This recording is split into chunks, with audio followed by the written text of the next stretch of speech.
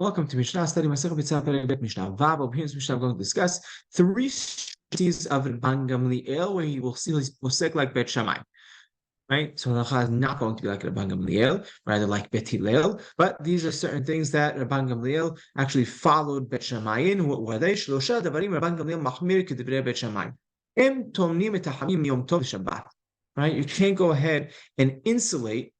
Right, you have to insulate your hamid, your hot water, to keep it right, to preserve the heat, or maybe add a little heat to it from Yom Tov to Shabbat. Right, we said you have to eruv tabshilin. So the Gamliel says, right, like Bet Shammai. Bet Shammai, basically, if we're going to sum up their opinion, there's three different types of cooking processes. Right, let's say there's cooking something on a stove.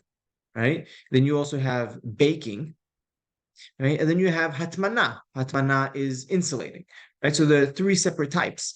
And Bet Shammai say, go ahead and have an eruv tavshilin for in order to prepare from Yom Tov to Shabbat. So you need to cover all three bases, and basically you need to have started. Right, you have to have something, a cooked item, a baked item, and a insulated item. Right, so let's say you have a piece of bread that's baked, an egg that's cooked, and hot water that you insulated from beforehand, and then you could continue preparing those items from Yom Tov to Shabbat. And Rabban Gamliel held like Bet Shammai in this regard. What does Bet Hillel say? Bet Hillel says, no, all you need is eruv shili, right? One item, all you need is one thing, one cooked item, and that's enough. Okay, he continues. What else? You can't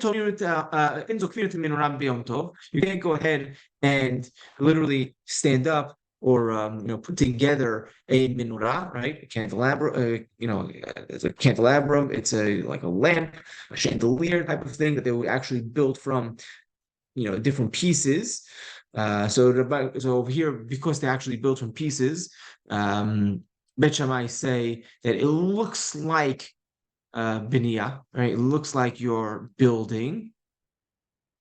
And Bet Hillel say no. Bet Hillel says no. En binyan bekilim, right? There's no such thing as building with already, with kilim already. Each item is a keli, right? You have the full candles that you're connecting to each other, right? So according to Bet Hillel, that would be okay. You're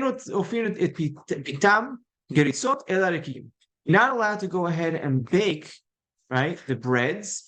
Geritzot, right? Geritzot are big, thick loaves, and rikikim are thin loaves, right? So you're not allowed to bake them thick, rather only thin on Yom Tov. Now, Rabban says over here it's not an issue of the density of it. What's over here the quantity, right? So you're not allowed to bake a lot on, according to Bet Shammai, you're not allowed to bake a lot on Yom Tov. Remember this, right? If it's going to taste better, that's what you want, then you're allowed to.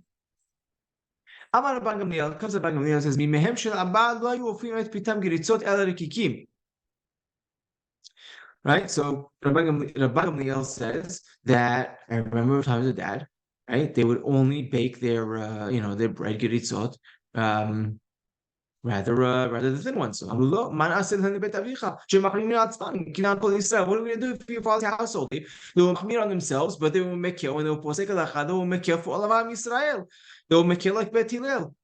Liot ofin et pitam geritzot v'chori. They allowed them. Bet Hillel allowed everyone, all of Am Yisrael, to bake their breads in big quantities. And v'chori are these other also thick pieces of bread. Others explain that's even on a thick piece of bread on coal, right? So you see that they would allow large quantities, not like what you're trying to be machmir like Bet Shammai. They were posek like Bet Hillel, even though they may have been machmir for their own selves as Bet Shammai. They still, when it came for all of Am Yisrael, they were posek like Bet Hillel, and halacha is not like Rabban Gamliel over here, rather like Bet Hillel.